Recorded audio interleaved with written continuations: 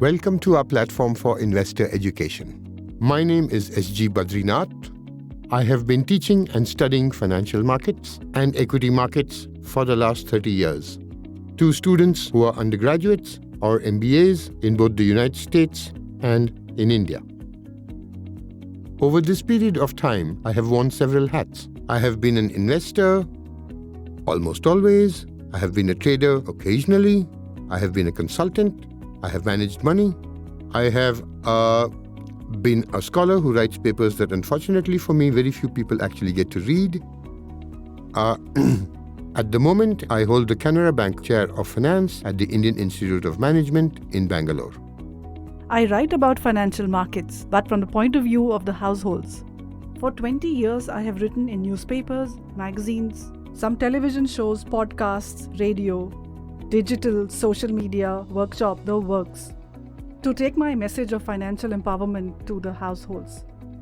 Many of these lessons I've managed to plug back into policy and regulation, but the one thing that my takeaway has been is that every household wants their money to do better, but they simply don't know how.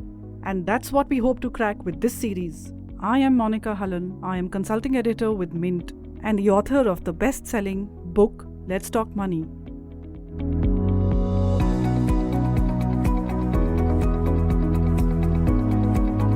So, well, if this sort of traditional life insurance policy is not neither investment nor insurance, right, maybe people should be thinking about, what we think of as term life policies. Right. Perhaps where you're just saying you're buying just pure insurance. You're saying if I happen to die in the next 10 years, then my dependents, whoever, will get X. Right. So Absolutely. is that something that... That's the only policy. And also, who needs to buy? Somebody who has dependents. Right, of course. Suppose you're not married, you don't have a family, you don't have parents who look after, who you depend on your income, you actually don't need insurance. For tax saving, there is a basket of 10 other products, which includes a mutual fund. ELSS schemes are part of that basket, your provident fund, your PPF, there's a whole basket. So people should not get tricked into buying insurance just because it gives you a tax break. There are 15, 20 other products which do exactly the same. So the term policy is the cheapest policy to buy. So a 30-year-old buying 1 crore of cover, it'll cost him 8,000 rupees a year. That's it. And that's a fixed premium over this period? Is there an inflation clause or escalation clause? Unlike a health insurance cover, once you buy into a term premium, it gets locked. Okay, so you pay 8,000 a year flat. You just pay 8,000 a year. For that term? For the term that you have bought, yeah. It's an annual contract, so you must remember to renew the policy. Because I'm sure they won't let you forget, right? You see, it's not true, because the older you get, there's an exponential jump in the premium at the inflection point of 40. Okay. So if you miss that premium anniversary and then you have to buy a new term cover, the insurance policy actually can get you back for a much higher premium. So, they will send you reminders, but it's really up to you also to remember. Because it's a product that works for you, the agent makes very little commission. They will not want to sell it to you. But that is what you have to go after. So once you understand why you need life insurance, it's a product you actually go out and buy yourself. So you can buy it online. It is 40% cheaper because you've cut out the agent commission. So you must buy it if you have dependents. You buy 10 times of your annual income. You buy it online.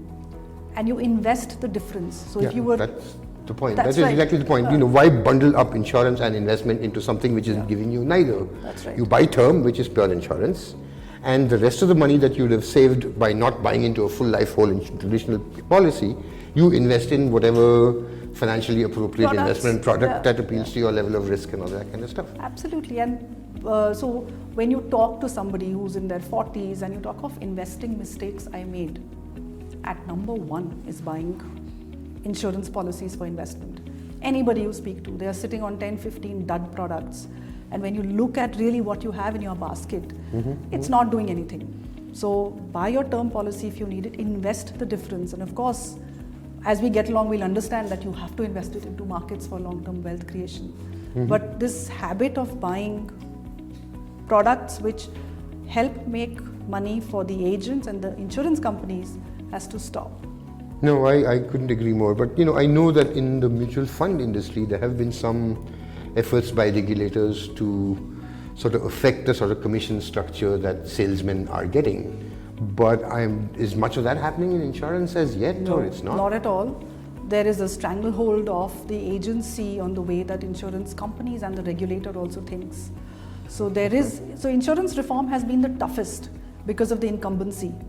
And really, when you open the product up, you realize every product that you look at, the complexity is such that you really, again, need a degree in law, finance, mathematics to figure it out.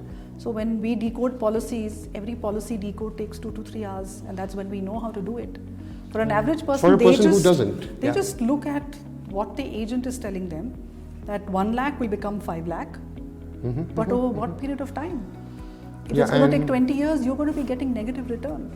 But so if you come back to that kind of argument that, okay, you will need about 10 times your average, your annual income as life cover, then who do you buy it from? Where do you buy it from? There are many ranges of companies offering these products. So you buy. Are there guidelines that you have for So you buy online, you save on the agent commission. You must absolutely go for a medical test, especially if it's a high value. The company will also insist on it, because remember, if there was a pre-existing which you did not disclose, the spouse for whom you are buying this high cover will not get that money. Because you had a pre-existing, you did not disclose, so go for that medical test. Let them load the premium if they have to. But really, if this is risk mitigation, then you need to do the due diligence.